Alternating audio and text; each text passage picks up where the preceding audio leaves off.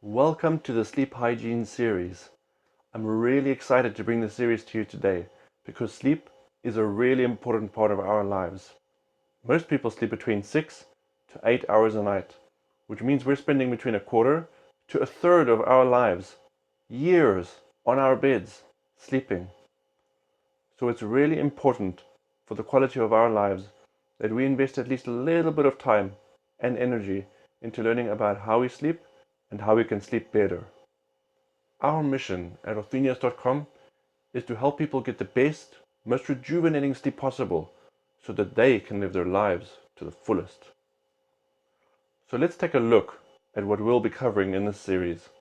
We'll be looking at three main elements: what each of the practices of the sleep hygiene framework are, what the rationale for each element is, and finally, what scientific literature and clinical studies have to say about how effective sleep hygiene actually is.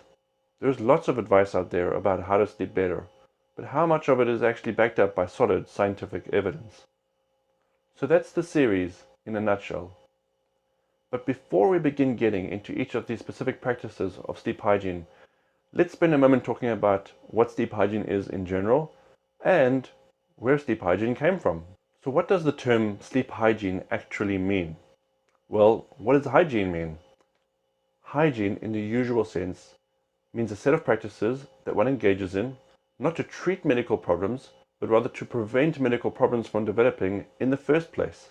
If a medical condition does develop, then obviously a more powerful, targeted treatment might be required, but hygiene creates an environment that cultivates healthiness.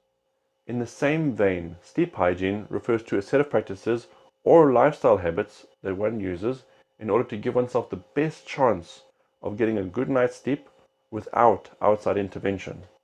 So when did the term sleep hygiene appear on the scene?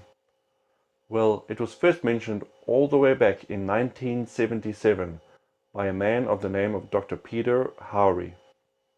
He was a pioneer of insomnia research and spent years studying sleep at the universities of Chicago, Virginia, and Dartmouth.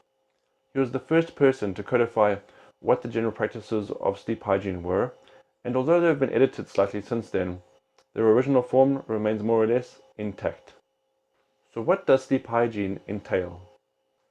Sleep hygiene includes the following 10 practices: establishing a regular sleep schedule, using naps sparingly, avoiding exercise just before bedtime, limiting exposure to light sources just before sleep, creating a peaceful, comfortable, and dark sleep environment, getting out of bed if one cannot get to sleep, only using the bed for sleeping, not for reading, not for eating, and not for watching television, avoiding alcohol before bedtime, avoiding nicotine before bedtime, and finally, avoiding caffeine and other stimulants before bedtime. These are the practices of sleep hygiene. Although you may find variations of this in the literature, this list basically encompasses everything.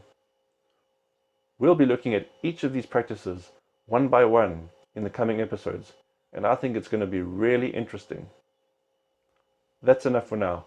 We're going to wrap up this episode here and continue in the next one. Bye for now.